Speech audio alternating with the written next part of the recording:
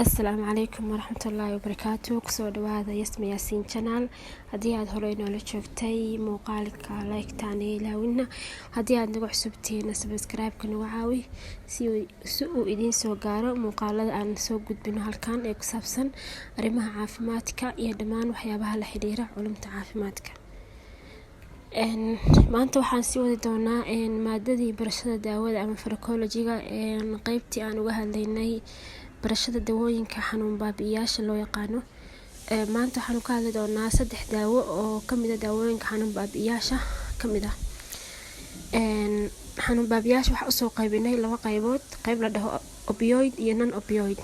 opioid waxa loo yaqaanaa daawooyinka saameyntooda aad ay u xoog badan tahay. non opioidna waa daawooyinka ay saameyntooda yar tahay ama aan wax xoog badan aan saa u siin lahayn. maanta waxaan ka hadli doonaa 3 kamid ah non opioid anti painkillers ah. number 1 waxaa kamid ah paracetamol. generic name-keeda waxaa loo yaqaanaa acetaminophen. daawadan waxay ku timaadaa kaniini ama sharoobo, cirbad ama subosto waxa loo yaqaano ama suppositories kan maaragtay ilmaha ama qofka weyn dawada uu ka qaadanayo. indication ama principal use waxyaabaha loo isticmaalo dawadan waxaa loo isticmaalaa in lagu yareeyo xanuunada sida xanuunka caadiga meesha rabo qofka xanuunto iyo waliba qandhada. sidoo kale waxaa lagu daweyn karaa xanuunada sida xanuunka kansarka oo kale, xanuunka uu sameeyo xanuunka kansarka, xanuunada qaliinka kadib qofka markuu qaliin galo oo kale, xanuunka oo la yimaada.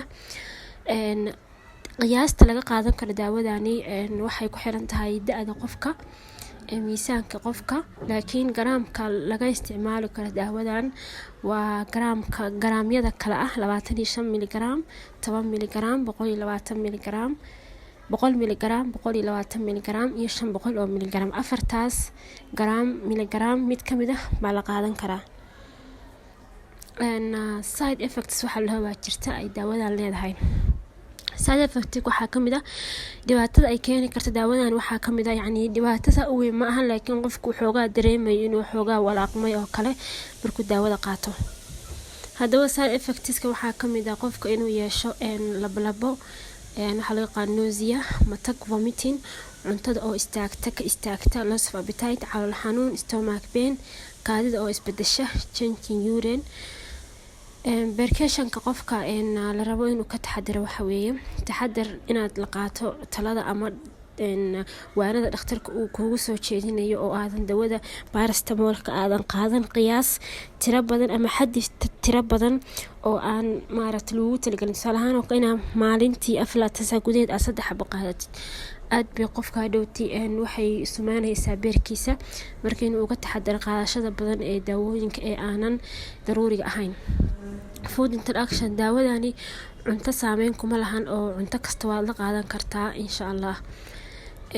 sidoo kale waxaan halkan uga hadlaynaa qaybta labaad ee aspirinka sidoo kale waxaa loo yaqaanaa acetyl salicylic acid.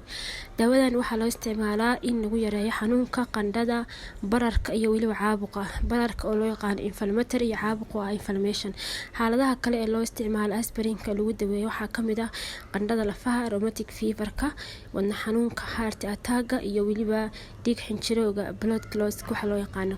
sidoo kale daawada aspirinta waxaa lagu yareeyaa qataraha ka dhasha qaybaha kala duwan ee kansarada ku dhaca jirka bini'aadamka waliyaadu billah. qiyaasta daawadani laga qaadan karo waxay ku xiran tahay hadba xaaladda lagu daweynayo, da'da iyo miisaanka qofka. waxayna laga qaataa grams kala duwan sida 60 mg, 75 mg, 300 mg iyo 325 mg. side effect-ga daawooyinka ama dhibaatooyinka uu leeyahay aspirinka qaadashadiisa waxaa kamid ah gaas calooleed, qofka inuu dareemo gaas calooleed af ingiriiska lagu dhaho gastrointestinal ulceration ama abdominal pain, qofka caloosha inay xanuunto ama inuu qofku dareemo dhiig calooleed, stomach bleeding ama madax xanuun, headache ama nabro qof ka soo baxa rashes. contraindication-ka daawadani marka aad u qaadanayso wadna xanuun ka fogow isticmaalka daawada ibuprofen-ka. daawadan haddaad madax xanuun u qaadanayso waa inaad ka fogaataa isticmaalka daawada la dhaho ibuprofenka oo aadan la qaadan haddii laga maarmi waayo xilliga uu uurka jiro si looga hortago xinjireynta dhiigga. Waxaa la yareynayaa xaddiga qiyaasta, tusaale ahaan qofku wuxuu qaadanayaa 60 miligram. Masalan tusaale hooyo uur loo kale baa waxaa laga maarmaan noqotay in ay qaadato aspiriinka maadaama loo qaato yareynta xinjirowga dhiigga. Marka waxaa la siinayaa qiyaasta ugu yar ee la qaato oo ah 60 miligram si uusan saameyn badan ugu yeelan. xanuun baabiyaha saddexaad ee ku xigta waxa weeye ibuprofen. Dawadan ibuprofen waa nooc ka mid ah xanuun baabiyaasha ah. Waxay ka mid tahay daawooyinka ugu caansan ee loo qaato xanuun baabiyaasha. Waxaana loo qaataa ama loo isticmaalaa inay xanuunka baabi'iso ama qandhada ama caabuqa inflammationka iyo in lagu daweeyo xanuunka adag ee caadada ama waxa loo yaqaano menstrual painful period ama xanuunka dumarka ku dhaca ee loo yaqaano xanuunka caadada ee bilaha. Sidoo kale lafa xanuunka rheumatic arthritis. Dosage qiyaasta daawada waxay ku xiran tahay da'da iyo miisaanka, waxaana laga qaadan karaa ama laga isticmaali karaa 100 miligram, 200 miligram, 400 miligram, 600 miligram iyo 800 miligram. Daawadan waxay ku timaadaa noocyada kala duwan ee kaniini, tab, sharoobo, syrup ama cirbad injection. Common side effects waxaa ka mid ah wadnaha oo kululaada, qofka inuu ka dareemo laab jeex ama laab olol, inuu dareemo heartburn, nabro rashes inay kasoo baxaan.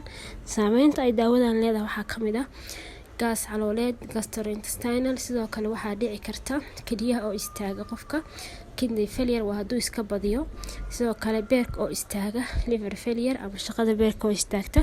Waxaani waa saameyntooda, laakiin waxay saameyntoodu aad u khatar u noqonaysaa qofka markuu iska badiyo xaddi tiro badan qaato.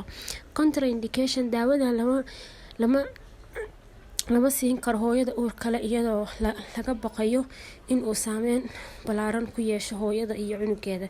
Marka waa in haba yaraatee laga ilaaliyo ama aan bala siinba hooyada uur kale xanuunkan daawada xanuun baabiyaha ee loo yaqaan ibuprofen haba yaraatee si aysan wax dhibaato ugu geysan hooyada iyo ilmaha uur kale. qiyaasta ugu caansan oo dadku badanaa ay qaataan oo la wada qaatana waxa way dadka waaweyn ay qaataan waa ibuprofenka 400 miligram. wax dhibaatana ma keenayso, laakiin hooyada uur kale haba yaraatee waxay ka tahay mamnuuc inay qaadato daawadan.